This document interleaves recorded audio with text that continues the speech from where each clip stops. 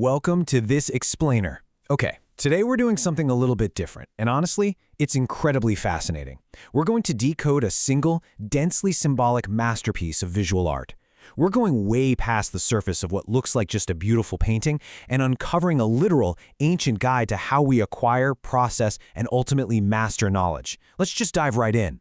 So take a second and just let this artwork wash over you. This is a stunning depiction of Saraswati. She's the revered Hindu goddess of knowledge, music, art, and wisdom. Right off the bat, I want to draw your attention to the overwhelming beauty here. The incredibly vibrant colors, that soft, glowing golden light radiating from her crown, and the just insanely intricate details woven into literally every single inch of this canvas. It's visually breathtaking, right? But as you're about to see, there's way more happening here than just pretty aesthetics. So the crucial question we've got to ask is, what happens if we look closer? Like, really look. Can you spot the lessons about human intellect that are just hiding in plain sight right in front of us? Let's totally reframe this static piece of art as a dynamic, deeply philosophical puzzle that is just begging to be decoded. Every item, every animal, and every single color choice is a deliberate lesson in learning. All right, Section 1, Decoding the Divine Image. Moving right along to Section 2, the symbols of her hands. Okay, so we're grabbing our metaphorical visual magnifying glass to systematically break down what this intricately designed image is actually trying to tell us about how we learn, how we focus, and how we get that true intellectual clarity. And honestly, the absolute best place to start is right in the center of the action, her four arms. Now, in ancient iconography, multiple arms usually represent omnipresence. But here, notice how distinctly categorized the items she's holding are. We've got the Veena stretching right across her lap, up in her upper right hand, a rosary. Upper left, a book, and finally, her lower right hand is making this implied, graceful gesture that's often associated with a water pot or a bell. Every single one of these represents a totally different, but completely necessary facet of our intellectual pursuits. Let's zoom in on that Veena specifically, because this brilliantly illustrates our very first core lesson. A Veena is a traditional Indian stringed instrument. And think about what it actually takes to play something like this. You can't just pick it up and start strumming, right? It requires really precise tuning. If the strings are too tight, they snap. If they're too loose, well, they don't produce any sound at all. Kind of like our brains on a Friday afternoon before a massive deadline. Playing this instrument is just a brilliant, timeless metaphor for tuning your own mind and intellect so you can live in harmony. It's basically telling us that we have to constantly tune out the noise and distractions of the world if we want to focus intensely on true, resonant knowledge. Next up, Section 3. Companions of Wisdom. All right, now that we understand the tools of the mind, let's shift our gaze to the environment around her. Guide your eyes directly to that serene, pure white swan just gliding through the water on the lower left-hand side. Okay, got it?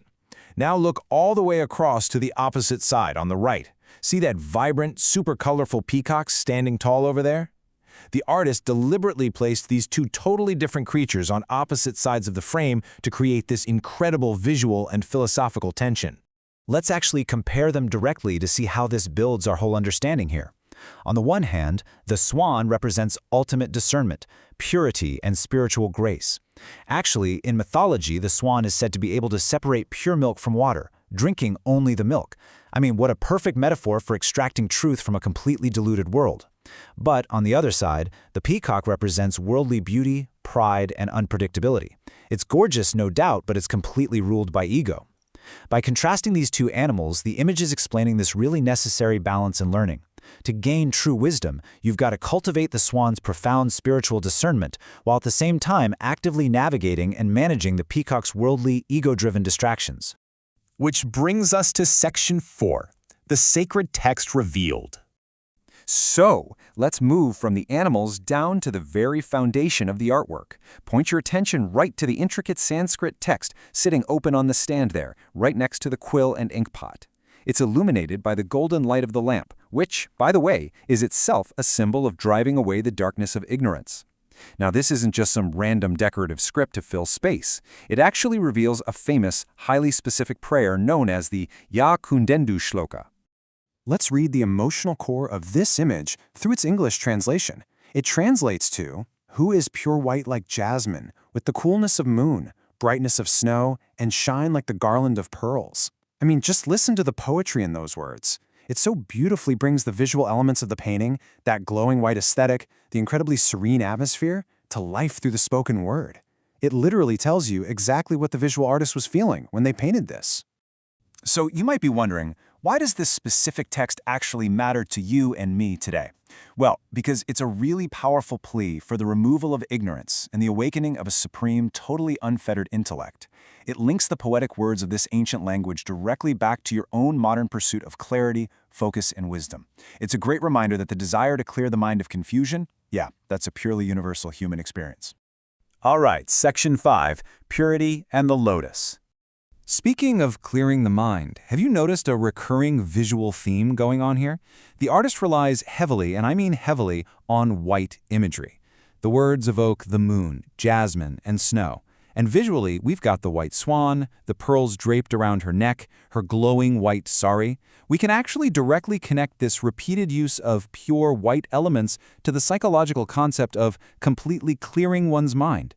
White represents a blank canvas. It tells us that to truly absorb new, complex knowledge, we really have to first arrive with an uncluttered, focused, and absolutely pure state of mind. And honestly, nothing anchors this concept better than her seat. Just look at Saraswati seated so gracefully upon this giant white lotus. The lotus holds profound significance here. Think about it. It's a flower that takes root in murky, muddy, completely obscured water. Yet it pushes upwards and blossoms immaculately right above the surface, entirely untouched by the mud it grew from. And that is exactly what pure knowledge does. It rises beautifully above worldly ignorance and confusion. Finally, Section 6, the path to knowledge. So what does this all mean when we put these intricate pieces together? Well, here are your key takeaways. Look at how perfectly structured this whole thing is. First, you have to consciously tune your mind, just like the strings of the Veena, carefully balancing your focus. Second, you must practice the sharp discernment of the swan, literally learning to filter out what doesn't matter. Third, you have to overcome the worldly pride and distraction represented by the peacock. And finally, you have to seek the pure clarity of the white lotus, rising way above the mud of ignorance. Every single pixel of this image was intentionally designed to teach us a cohesive, timeless lesson about the sheer hard work required in the pursuit of wisdom. Let's take one final, really awe-inspiring look at the full image together. Now that we've fully decoded this anatomy of wisdom, look at how our understanding has completely transformed it. It's no longer just a mere picture or a beautiful painting to passively admire, right?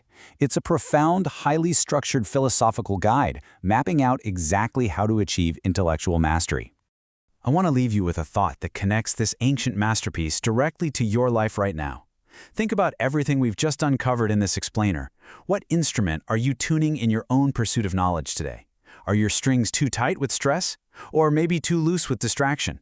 I really hope this leaves you inspired to apply these beautifully illustrated lessons to your very own modern learning journey. Thanks so much for joining me, and keep seeking that clarity.